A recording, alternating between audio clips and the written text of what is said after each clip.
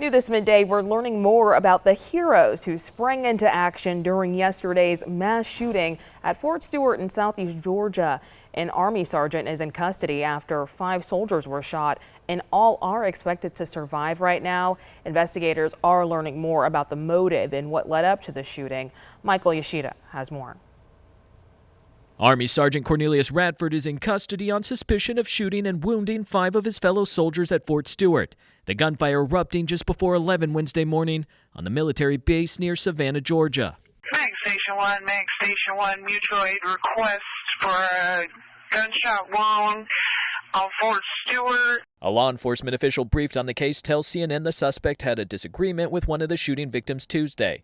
Wednesday, he followed that coworker to a maintenance area and shot him in the chest before shooting 4 others. Several nearby soldiers jumped into action. They were unarmed and ran at and tackled an armed person who they knew was actively shooting their buddies, their colleagues, their fellow soldiers. Another soldier jumped on top of the person to subdue them until federal law enforcement was able to arrive.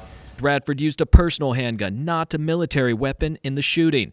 Investigators now trying to figure out how he got the gun through the base's security before carrying out the shooting at his place of work. At our gates, we have armed guards in protective equipment.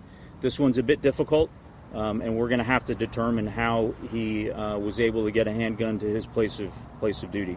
Fort Stewart trains and deploys active and reserve Army units. It's home to the 3rd Infantry Division and thousands of families who live on the base. This is heartbreaking. I mean, these are the folks that protect us. In Georgia, I'm Michael Yoshida reporting.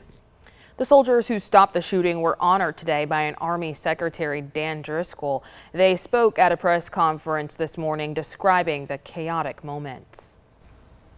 Really didn't process that it was a gunshot at first, and then took a moment to kick in that was a gunshot.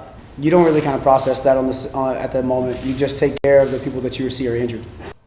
Now, those soldiers who helped stop the shooting were also awarded medals.